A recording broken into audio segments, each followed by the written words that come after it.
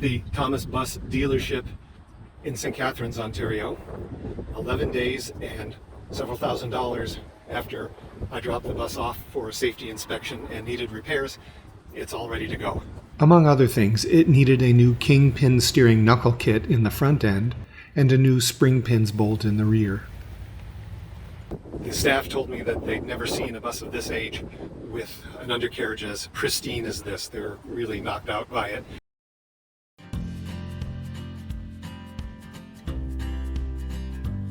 The Drive Clean program was implemented in parts of southern Ontario in 1999 to get high-polluting vehicles off the road through periodic testing of tailpipe emissions for particulates. Over the years, so few passenger cars flunked the test that, as of 2019, it is required only of heavy trucks and buses, including mine. Here's the report I got after the test. To pass, the bus could score no higher than 30. I was pleased to see that it scored only 1.5. The Canadian federal government requires that any outstanding manufacturer's recalls on imported vehicles be remedied. There was this outstanding recall notice on my bus. The dealer fixed it. Here are the other requirements specified by the Federal Registrar of Imported Vehicles. Amongst other things, they want to know that the speedometer is calibrated in kilometers per hour as well as miles per hour, and thankfully it is in yellow there. Vehicles imported into Canada are also obliged to have daytime running lights, that is, headlights that come on low as soon as you turn on the ignition.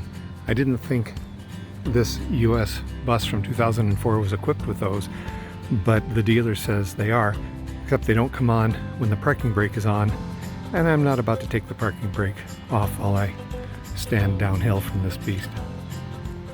Canada is a bilingual country, and it is also a federal requirement that any emergency signs that are present in English also be present in French. The corollary of that is that if I remove the English, I don't have to provide the French. I think I'm going to be doing a bit of each.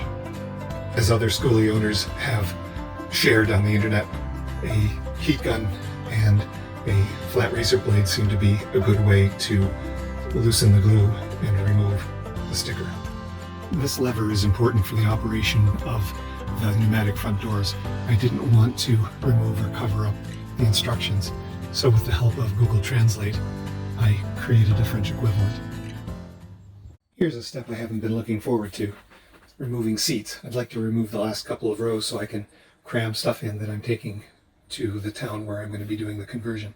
So there are 4 bolt heads here and nuts corresponding on the underside of the bus.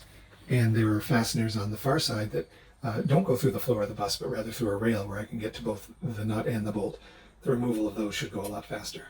It helps to have 2 people for this job, one in the bus and one under it, to keep the bolt from spinning while you're turning the nut. But vice grips to hold the bolt in place also seems to work. I've got 1 nut and bolt out so far using that method, and using this driver to remove the nut from under the bus. Sometimes a nut is difficult to reach with the driver because it's hidden behind a frame cross member, as in this case under the bus. Here my strategy is to clamp the vice grip to the nut under the bus and use the driver above. The seat isn't giving me the clearance I want to put the driver on the bolt head up here. Let's see if this universal impact joint can help. Seems to be working.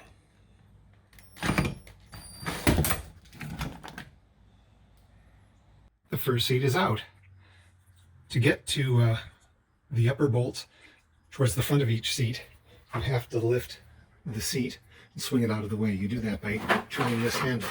There's a similar one under here. I turn it.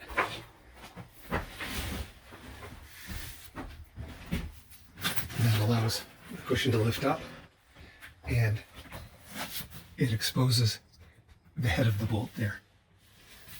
For this seat, the other bolt along that rail is behind the seat and is already easily accessible.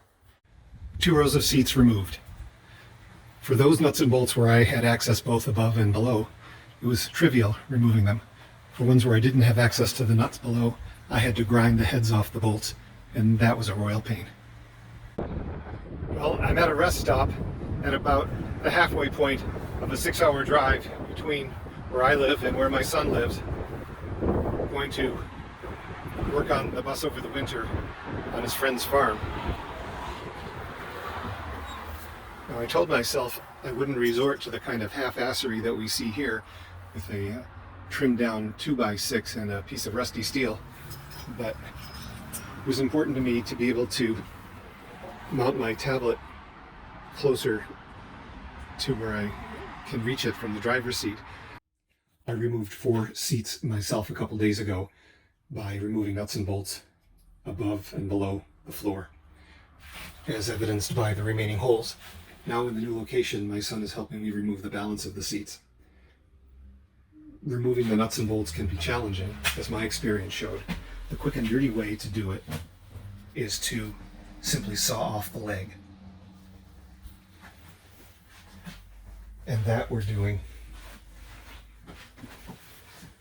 using a Sawzall with a hacksaw blade in it. Goes through like butter. It just kicks down the road the challenge of removing the nuts and bolts, which will be necessary to rip the floor out.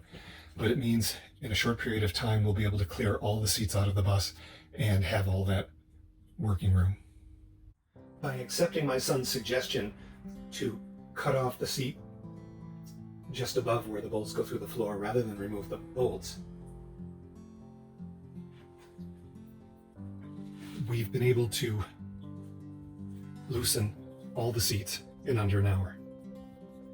Now, some might argue that by cutting off the seats in that way, we reduce the value they might have to others for use in kindergartens, for example. But the problem is that these seats only ever had legs on one side, and on the other side, they rested on a rail. So there was an asymmetry, and without some additional construction to prop up one side of each bench, they would not have been good to anyone as seats.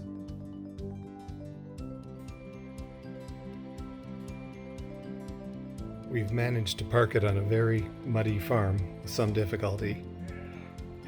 And with the seats removed, we have some hint of the canvas I'm going to be working on for a long time. I was grateful for the free use of the farm to park the bus, but it was really an unsuitable place to work on it. Ticks carrying Lyme disease are a problem in Ontario. I wasn't going to be crawling under the bus while it was sitting on an overgrown field. The bus almost got stuck in the mud, and driving over a heavily rutted lane caused suspension damage that cost over $900 Canadian to repair. It was an expensive lesson that school buses are not built to be off-road vehicles. I worked on the bus on the street for a few days before heading back to my own town to find a place to work on it. I have now received the Form 2 from the Registrar of Imported Vehicles, which they only sent to me upon being satisfied that the recall had been repaired. And the Form 2 says that all emergency exits must be labeled in English and French. So I've got some transparent adhesive-backed labels from Staples, been printing them up, cutting them out, and above the English I put the French. Well, it passed the federal inspection. It went quite smoothly. I stood inside the bus and read figures off of labels to the mechanic. Mostly took my word for example, the presence of French language labels and the fact that there have been no modifications. If I had to do it over again, I would get this done before taking out any seats, just to be careful. While I'm in Canadian Tire, because it's known for automotive products, I stocked up on each of the fluids that the dealer told me were specific to this vehicle, just in case I'm ever roadside and need to top something up. The payoff for passing the inspection is this RIV Canadian certification label, a permanent sticker to stick near the instrument panel. My bus is now a naturalized Canadian citizen.